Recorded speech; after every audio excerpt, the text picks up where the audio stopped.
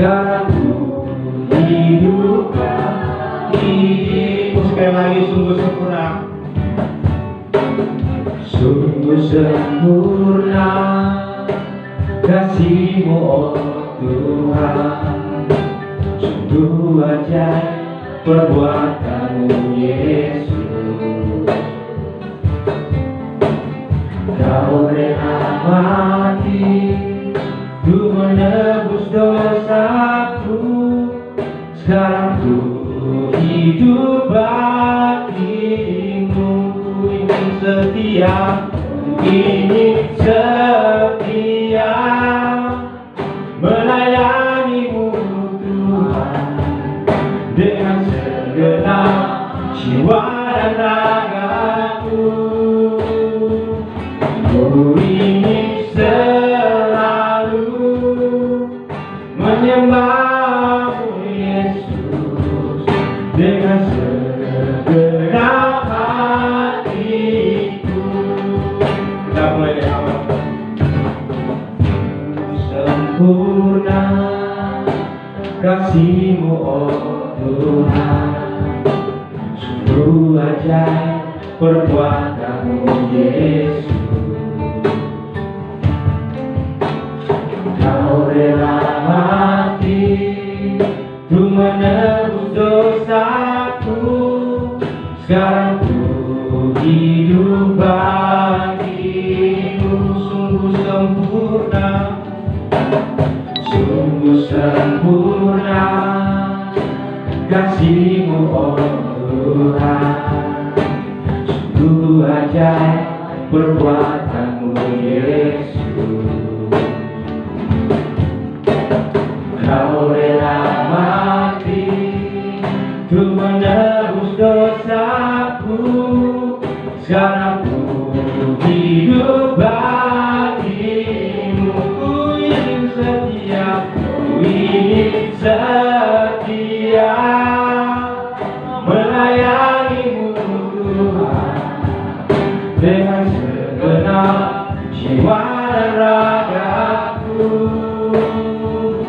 Ku ingin selalu menyembah-Mu Yesus dengan segenap hatiku. Ingin setia, ku ingin setia melayani-Mu. Sungguh sempurna, sungguh sempurna kasih-Mu, oh Tuhan. Sungguh ajaib perbuatan-Mu, Yesus. Kau rela mati untuk menebus dosaku. Sekarang ku hidup bagimu. Ku ingin setia melayani-Mu Tuhan dengan segenap jiwa dan ragaku. Ku ingin selalu menyembah-Mu Yesus dengan segenap hatiku. Jemaat saja. Ku ingin setia melayani-Mu Yesus dengan segenap jiwa dan ragaku. Ku ingin selalu menyembah-Mu Yesus dengan segenap hatiku. Ku ingin setia.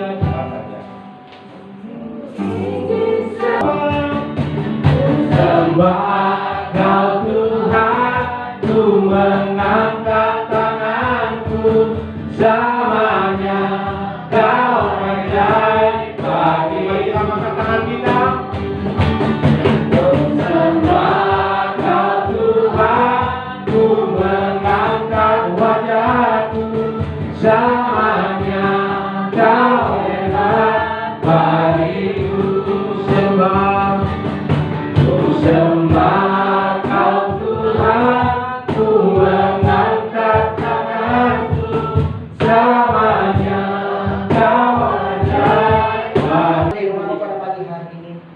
yang tunduk di bawah Terima kaki kasih, Tuhan. Tuhan. Dan kami belajar daripada firman-Mu. Urapi hamba menyampaikan firman Haleluya. Tuhan. Dan semua jemaat diberkati oleh firman Tuhan. Amin. Belajar Amin. dengan firman kami bertumbuh menjadi dewasa. Terima kasih Amin. Bapa. Dalam nama Tuhan Yesus kami menyambut firman. Haleluya. Amin. Silakan duduk Bapak Saudari kasih dalam Tuhan.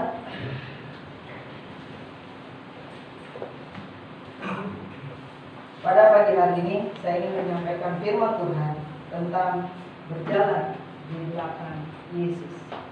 Kok berjalan di belakang Yesus ya? Ya, kita akan melihat kebenaran satu kebenaran saudara sebentar. Kita akan membaca di Matius pasal 4 ayat 18 sampai yang ke-22. Matius pasal 4 ayat 18 sampai yang ke-22. Di situ dikatakan, dan ketika Yesus sedang berjalan menyusur danau Galilea, ia melihat dua orang bersaudara, yaitu Simon yang disebut Petrus dan Andreas saudaranya. Mereka sedang menebarkan jala di danau sebab mereka menjala ikan. Yesus berkata kepada mereka, mari ikutlah aku dan kamu akan kujadikan penjala manusia.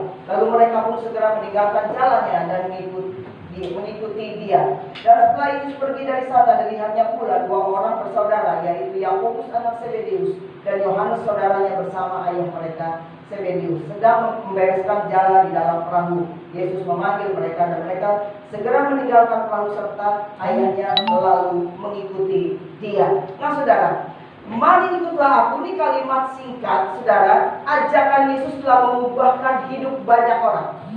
Perkataan mengikut Yesus atau mengikuti dan atau bahkan ikutlah aku sudah banyak mengubah kehidupan banyak orang. Dimulai dari ke-12 murid Tuhan. Ya, dimulai dari ke-12 murid Tuhan di Galilea ini dan kemudian puluhan murid-muridnya pada hari Pentakosta hingga sekarang ini menjadi ribuan bahkan jutaan orang mengikuti Tuhan. Ya, mengikuti Tuhan. Nah, saudara, kita bisa melihat di sini kenapa saya angkat ayat ini, saudara. Matius pasal 4 ayat 19 sampai yang ke-20 itu tertulis, Yesus berkata kepada mereka, mari ikutlah aku dan kamu akan kujadikan penjala manusia. Lalu ikutlah para murid-muridnya mengikuti dia. Nah, jika kita perhatikan di sini, saudara, ada dua kata perintah yang berasal dari kata dasar yang sama dari ayat tersebut. Dikatakan yaitu ikutlah, ayat 19, dan mengikuti. Betul ya? Ikutlah dan mengikuti. Nah, saudara, itu di ayat yang ke-20. Sebenarnya dalam bahasa asli Alkitabnya, saudara, kedua kata ini menggunakan kata yang berbeda. Di ayat yang ke-19 menggunakan kata deote, opiso, mau, ya. Nah, ini yang berarti marilah di belakangku atau berjalanlah di belakangku. Nah, sedangkan ayat 20 ini memakai kata ekolautesan yang berarti mengikuti. Jadi ada perbedaan di sini. Jadi ajakan Yesus mari ikutlah aku mempunyai arti yang bersifat khusus, yaitu mari ikutlah di belakang atau mari berjalan di belakangku. Ya, itu artinya. Berjalan di belakangku. Nah, ajakan Yesus kepada murid-muridnya ini menjadi ajakan bagi semua orang percaya di segala zaman, saudara. Ya. Yesus mau setiap orang percaya berjalan di belakangnya. Nah, ada tiga hal di sini yang ingin saya sampaikan, saudara. Ini kita ibadah 1 jam ya, saudara. Gitu? Protokol kesehatan, saudara harus ingat. Protokol kesehatan itu 1 jam kita boleh ibadah. Nah, jadi mesti dibagi-bagi sebenarnya. Ya, WL berapa menit kita diatur begitu. WL berapa menit, yang berkhotbah berapa menit, nanti ngomong berapa menit dan lain sebagainya. Nah, saudara, saya mencoba untuk meringkasnya sedemikian rupa. Ada 3 hal yang harus kita pelajari untuk berjalan di belakang Yesus. Yang pertama, berjalan di belakang Yesus berarti menyerahkan hidup kepada seseorang dengan segala akibatnya. Ya. Kalau kita berjalan di belakang seseorang, kita harus bisa melihat kehidupan orang tersebut dan kita bisa menyerahkan atau apa yang kita lihat yang kita pelajari dalam kehidupan kita. Nah, di sini saudara, maksud Yesus mengajak para muridnya untuk berjalan di belakangnya bukanlah tanpa arti. Kata berjalan di belakangku berdasarkan pengertian bangsa Yahudi ini sangat luar biasa ya saudara ya. Kalau bangsa Yahudi itu nggak boleh, kalau seorang guru itu kita berjalan bersejajar, nggak boleh. Atau gurunya di belakang, kitanya di depan. Itu tradisi bangsa Yahudi nggak boleh. Dan arti kata itu tidak sopan. Itu nggak sopan. Jadi seseorang kalau dia Seperti Yesus pada waktu dia berada dalam dunia ini, Yesus murid-muridnya berjalan di belakangnya, bukan di depannya. Coba saudara perhatikan itu. Ya. Nah, bangsa Yahudi memiliki tradisi seperti kayak begini. Dalam perjanjian lama, mengikuti seseorang atau berjalan di belakang seseorang mengandung arti seperti dia mengiring, mentaati orang tersebut, mencintai, menyerahkan diri dan mengabdikan diri. Ya saudara, itu artinya berjalan di belakang seseorang. Nah, arti ini juga dapat kita jumpai dalam kisah Elia dan Elisa. Elisa berada di belakang Elia untuk dicurahkan roh. Pada waktu Elia mau terangkat ke surga, tidak lepas juga Naomi dan Ruth. Saudara, ya, Ruth berjalan di belakang Naomi. Karena apa? Itu tradisi. Tradisi mereka untuk menghormati seseorang berjalan di belakang, ya, berjalan di belakang. Nah, arti kata berjalan di belakang itu, saudara, berarti menyerahkan hidup kita kepada seseorang dengan segala akibatnya. Nah, bagaimana dengan kita saat pagi hari ini? Apakah dalam kita mengiring Tuhan, Yesus kita biarkan berjalan di depan kita, memimpin kehidupan kita, dan kita yang di belakangnya mentaati apa yang diperintahkan Tuhan, mengiring Dia dengan kesetiaan kita, melakukan apa yang diperintahkan Tuhan dalam kehidupan kita. Apakah sampai detik ini saudara dan saya mengiring Tuhan dengan segala ketundukan dan ketaatan kita kepada Allah? Saudara, kita harus belajar di sini. Kita harus belajar. Ya. Kita bukan menjadi pengikut Tuhan saja. Itu enggak cukup. Tapi kita harus betul-betul mentaati apa yang Tuhan ajarkan dalam kehidupan kita. Ya. Itu sebabnya kita ingin menjadi pelaku firman. Bukan hanya menjadi pendengar. Kalau cuma menjadi pendengar, banyak orang di luar sana ingin mendengar. Tapi menjadi pelaku firman adalah menunjukkan bahwa kita adalah muridnya Tuhan yang selalu siap berjalan di belakangnya Tuhan dan menyerahkan kehidupan kita dengan segala sebab akibatnya yang terjadi dalam kehidupan kita. Saudara, ya. Coba kita perhatikan di sini 3 tahun lamanya Tuhan Yesus melayani. Sebab Dia datang bukan untuk apa? Tapi untuk melayani. Ya, coba kita perhatikan selama 3 tahun pelayanannya. Mulai, ini saya bacakan saudara ya. 3 tahun pelayanannya mulai dari gurun Yehuda ke sekeliling danau Galilea, tadi kita sudah baca. Terus di Kapernaum, Getsemani, Golgota, Emmaus, dan tiba di Bukit Zaitun. Ya saudara, coba kita lihat. Kita lihat saudara, bagaimana Yesus pada waktu Dia melayani Dia di dunia ini. Apa yang Dia kerjakan, siapa yang Dia jumpai. Semuanya itu saudara, ya, untuk kita perhatikan bagaimana luar biasanya Tuhan, bagaimana kuasanya bekerja, mujizatnya berlaku atas setiap kehidupan manusia yang percaya kepadanya. Kalau kita melihat hal ini saja, saudara dan saya tidak akan gentar untuk kita bisa berjalan bersama dengan Tuhan. Tidak akan gentar dengan hal apapun, saudara. Ya, berjalan bersama dengan Tuhan. Nah, saudara yang kasih dalam Tuhan, ya, gaya kehidupan kita pun harus berubah. Amin. Pakai masker bukan gaya-gayaan, saudara. Tapi memang keadaannya harus begitu. Kita harus dalam kehidupan kita, bukan gaya-gayaan menjadi orang Kristen, bukan. Orang Kristen yang sejati, dia harus bisa berubah. Amin. Harus bisa berubah. Amin. Meninggalkan manusia lama dan menjadi manusia baru. Itu namanya orang mengikut Tuhan, memikul salib, maksudnya gini, menyangkal diri, memikul salib dan ikut Tuhan. Itu ada perubahan, saudara. Di sini, saudara, saya ingin katakan banyak kita seringkali kita mengiring Tuhan, kita ikut Tuhan tanpa ada satu perubahan. Manusia lama kita muncul di mana-mana. Kalau di gereja apa manusia baru? Ya. Kalau di rumah manusia lama mulai muncul, apa yang berubah? Tidak ada yang berubah.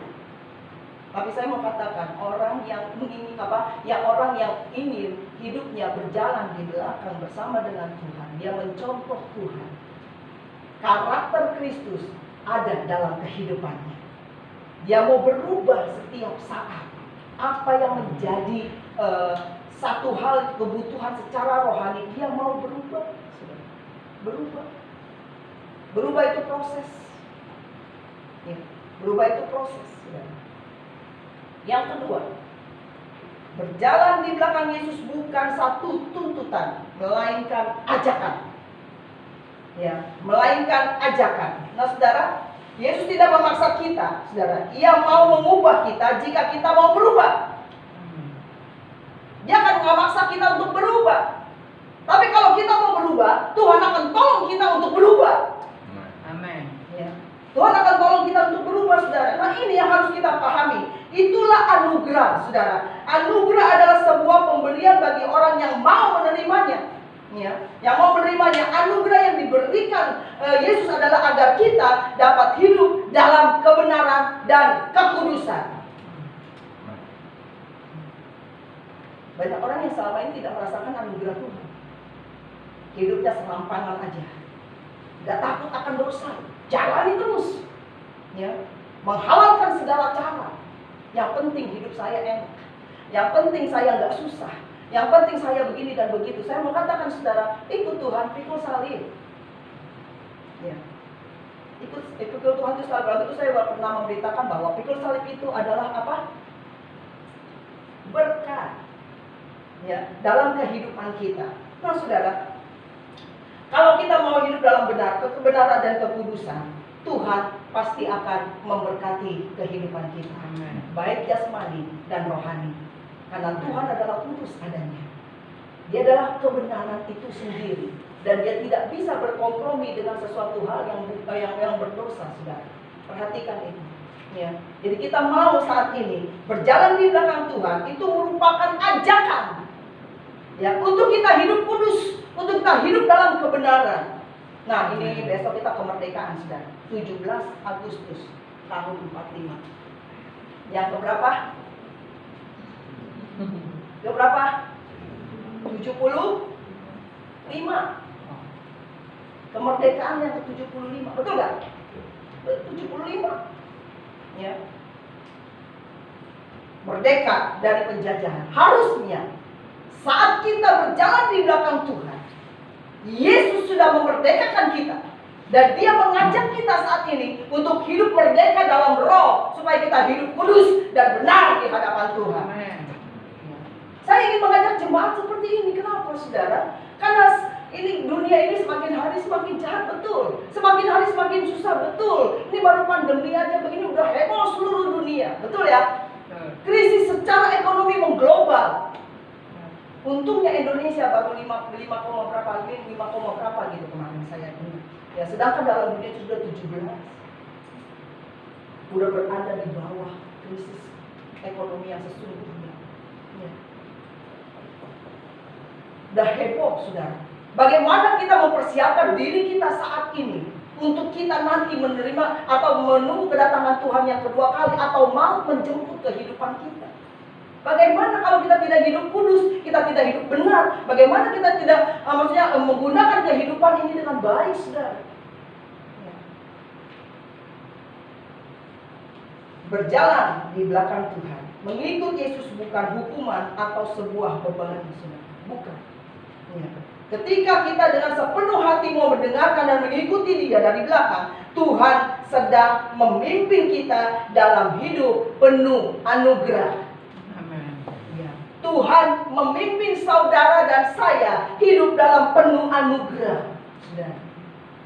Pemberian yang luar biasa dalam kehidupan kita.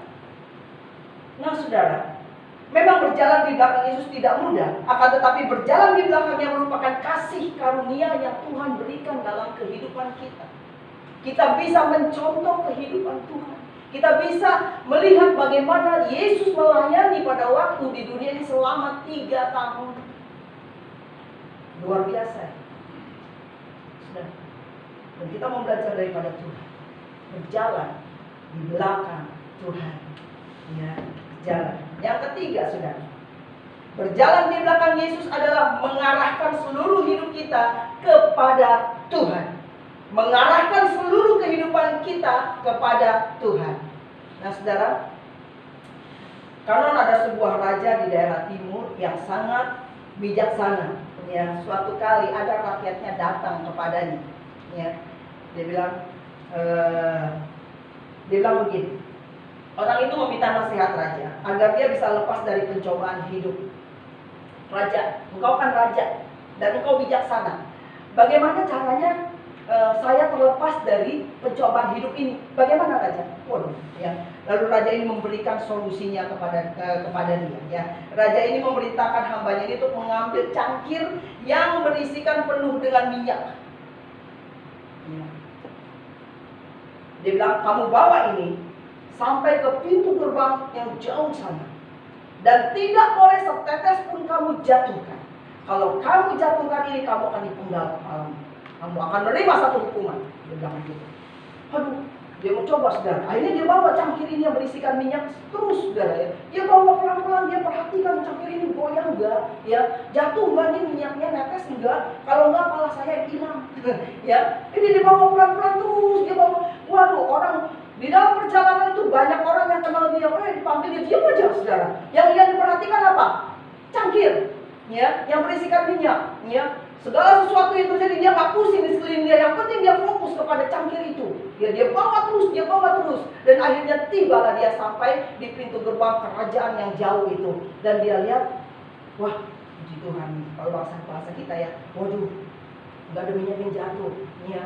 Nah, akhirnya dia katakan, dia kembali lagi kepada raja. Nah, raja bilang, bagaimana? Apakah minyakmu ada yang jatuh?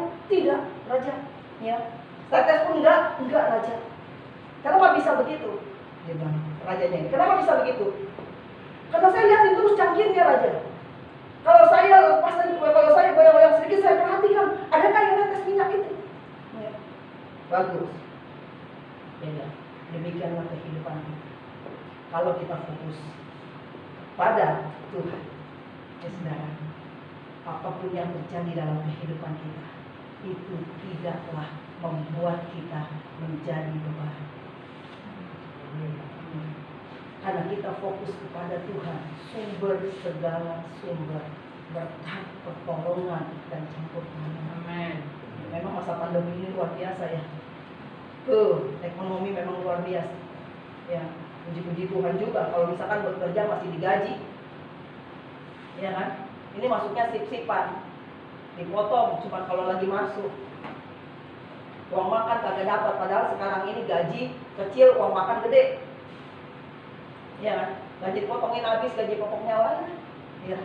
Semua banyak yang stres. Ya. Nah, termasuk anak-anak Tuhan juga stres ngadapin hal begitu. Ya.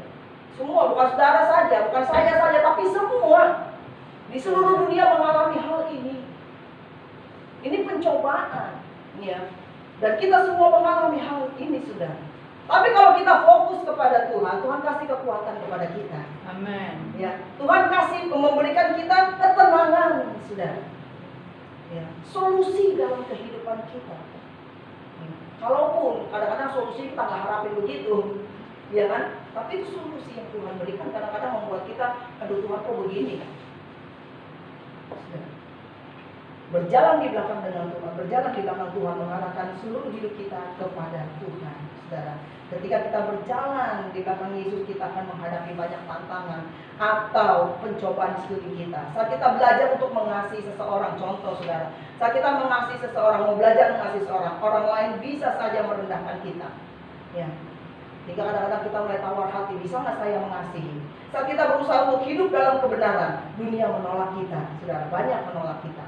Ya. Nah, saudara, kita harus pusatkan hidup kita hanya kepada Yesus. Kita pasti mampu melakukannya, saudara. Karena Tuhan akan memberikan kekuatan kepada kita. Memandang Yesus akan membuat kita tetap teguh dalam iman kita. Amin. Ya, memandang Yesus.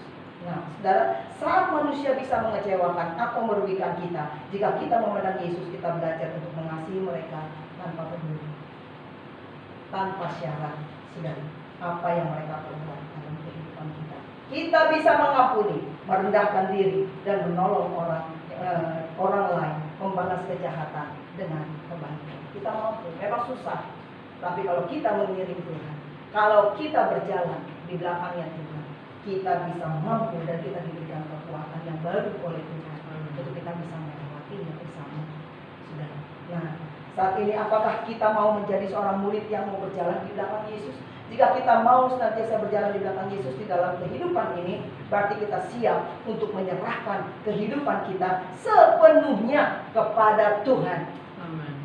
Biarkan Tuhan yang memimpin, biarkan Tuhan yang mengatur kehidupan kita. Sudah. Ya. Jangan lagi kita sok-sokan hadapi hidup ini, karena sekali Tuhan petikan begini saja, sudah. Ya. Ini kan pandemi begini kan, istilah kata, ya seluruh dia merasakan memang, ya. Tapi kalau Tuhan sudah tolong dan campur tangan, vaksin ditemukan, habis kan? Habis. Indonesia sedang tahap ketiga atau tahap kelima kemarin saya baca, saya dengar di televisi. Ya, dan dikatakan awal nanti 2021 semua orang akan divaksin. Sudah. Ya. Dan kita berdoa banyak supaya Indonesia ini dilakukan dari pandemi ini. Sudah. Dan kita akan bisa beribadah secara normal, cari uang normal dan semuanya normal. Pertolongan hanya ada di dalam Tuhan. Pesan saya, saudara, marilah kita mengiring Tuhan dengan kesetiaan kita, ya, dengan satu perubahan hidup di dalam kehidupan kita. Dan dengan demikian, saudara dan saya diperkenankan oleh Tuhan dalam kehidupan ini. Nah, saudara, yuk kita mau nyanyikan satu lagu, mengiringmu seumur hidupku. Ya, refnya saja. Kita bangkit diri bersama, saudara.